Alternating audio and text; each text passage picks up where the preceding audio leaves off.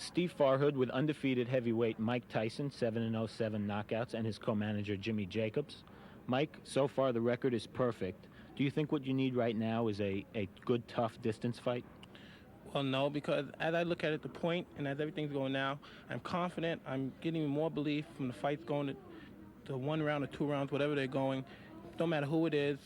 If the round happens to go 10 rounds, which I doubt, because as long the fight go, I become more hungrier, and I dwell on the heat, everything, and I feel great on a fight. Maybe if I fight somebody and the fight go 10 rounds, the outcome for the opponent would be even worse than a 1-round knockout. Okay. Co-manager Jim Jacobs, you must be pleased with Mike's development so far. You have one of boxing's most exciting young fighters.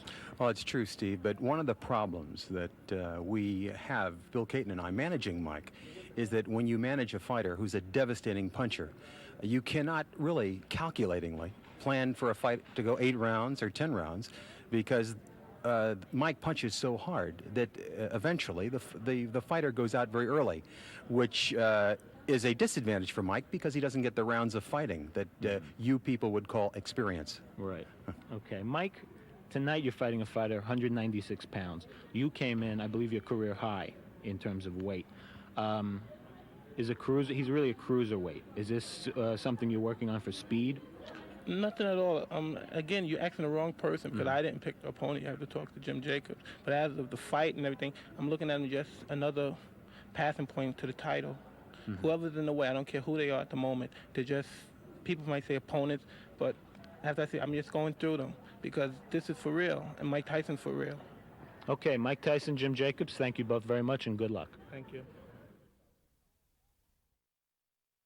Behavior were sown in his childhood. He was raised in one of the nation's worst slums, the Brownsville section of Brooklyn. Already running with local gangs as a preteen, Tyson was a petty thief with a propensity towards violence. I describe my personality as somewhat, I guess, say bizarre, because you haven't seen many of my fights go the distance. But to express myself and explain, Mike Tyson is actually just a cold, business-like killer. It's the way to be described. Mike is about 18. And I'm asking Tyson, who are your heroes? Who gives you inspiration?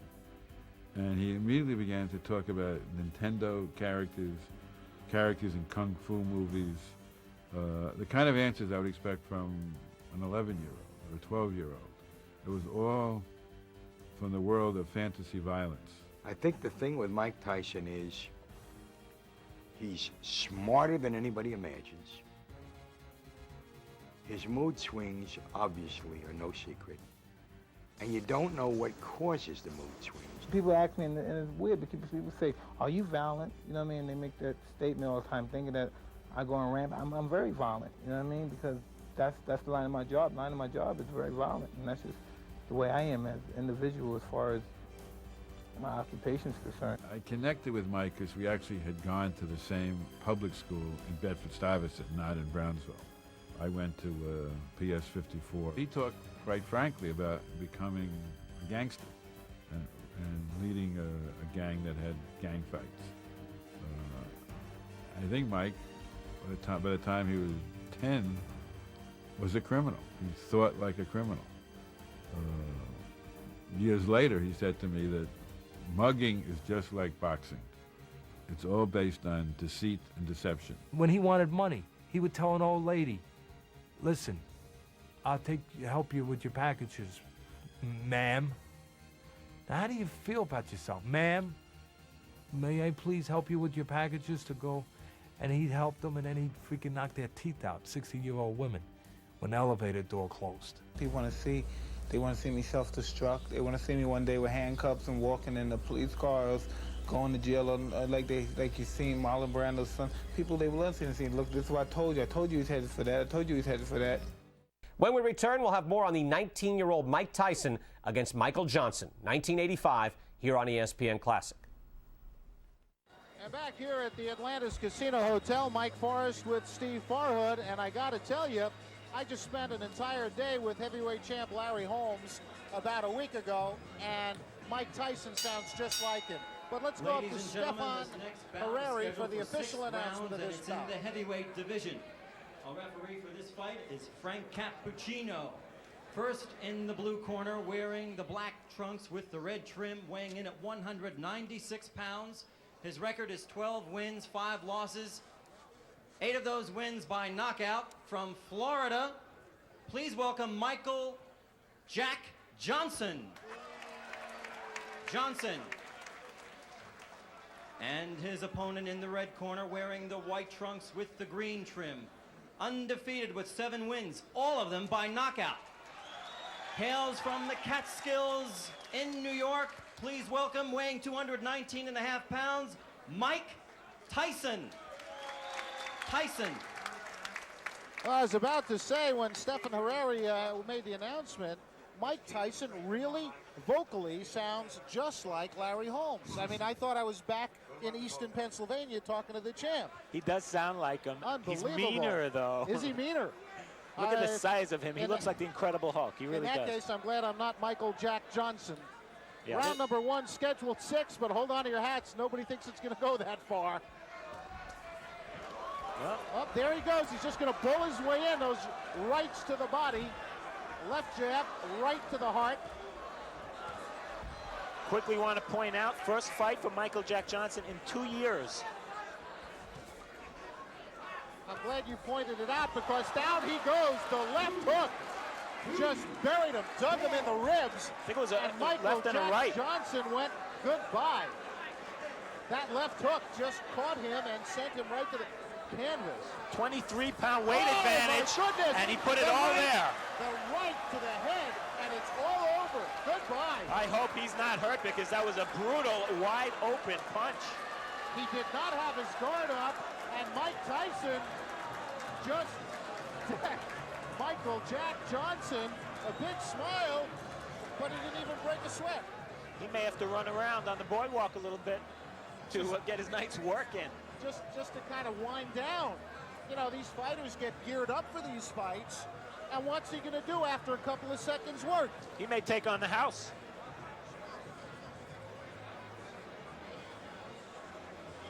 It was a right hand. It was a right hand right there. No, we didn't see it yet. I'm sorry. Here it comes. There's the left There's hook. the hook to the body. And he missed the with right. the right. Yeah. It was just the left hook, and he has so much power in that left. I mean, that's the kind that breaks ribs, folks. That was a left hook to the liver. Oh, my goodness. And look at that, man. That's Michael Jack Johnson flat on the canvas. The ring doctor kneeling over him as Mike Tyson has the gloves cut off. I don't even know why he bothered putting them on. Okay, Mike Tyson with the gloves off. Michael Jack Johnson got up off the canvas. One right hand. He didn't wait for an invitation. Here it comes. Whoa. I'll tell you, Michael Jack Johnson earned his money the hard way tonight. Well, there's not much to say about that knockout except to watch it. I think, as a matter of fact, that was such a fantastic finish. By the way, there's Michael Jack Johnson getting up, and I think my friend Steve Farhood is going to get up into the ring, and we're going to have him talk to Mike Tyson as soon as he can get in there. Look at Michael Jack Johnson. He's still hurting. That jaw might be broken. That jaw may very well be broken.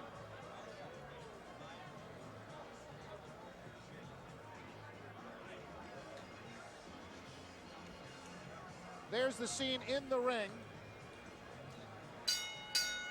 Ladies and gentlemen, referee Frank Cappuccino stops this bout. Actually, it wasn't stopped. It's by knockout at 39 seconds of the first round. The winner, and still undefeated, with 8 knockouts, 8 wins, from the Catskills, New York, Mike Tyson.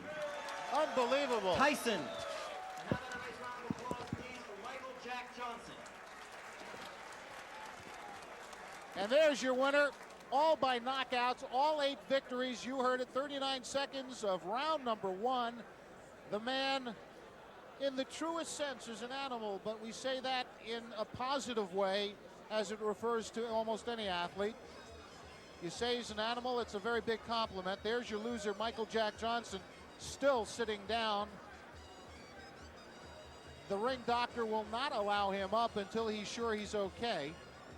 He took a brutal shot to the face. A fantastic right hand by Mike Tyson, who is going to go a long way because he is strong. He is like a bull. And Steve Farhood is getting prepared to talk to the winner. As you look at the loser, still wondering where he is. Look at him. He still looks a little bit woozy. I wonder if his jaw did get broken. That was a tremendous shot he took. There's your winner again. Steve Farhood with the winner, Mike Tyson, manager Jimmy Jacobs. Mike, the first knockdown, left hook to the body, you saw an opening? No, I was practicing mostly on the punching to the body. In this fight, I was very relaxed and very calm, and I plan on staying that way for all my fights in the present. And as you're saying, when I caught him with the left hook, I heard him grunt, and I thought come back real fast, and that was the game plan.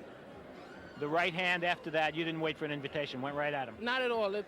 It's my style. You make your own opening. You time things. Everything was set up. When he went down the first time, I knew what was going to hit him, and that's how he planned. To be a pro fighter, I'm the master of the pinpoint. My shots are so accurate and so precise, not to be egotistic, but when they land, they're so precise, I just can't help it who you are. You have to go down because there's a law when Mike Tyson hits you. Any heavyweight was going to go down from that right hand the way you hit him. I believe so also. And I'd like to thank my manager right here, Jim Jacob, for giving me the opportunity to fight with Jeff Levine.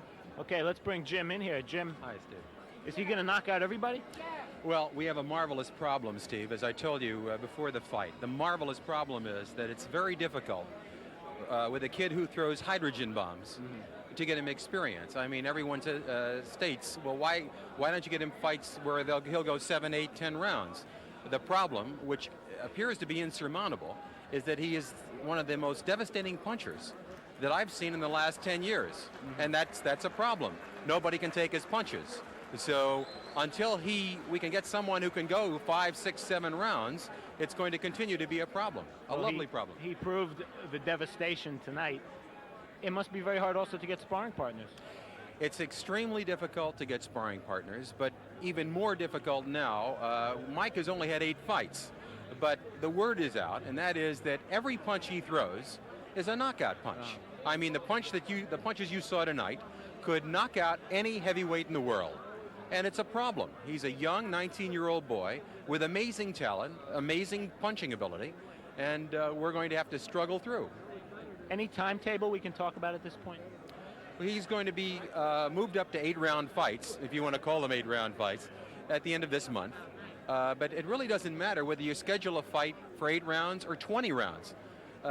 You saw the type of punches that he throws, and it's a question of who can survive that type of punching. I don't know of any heavyweight who can take those kind of punches. Jimmy, thank you. Mike, congratulations, a first-round knockout winner. And back to Mike Forrest at ringside. Thank you, Steve. Devastating puncher, Mike Tyson. Let's take a look at the first knockdown.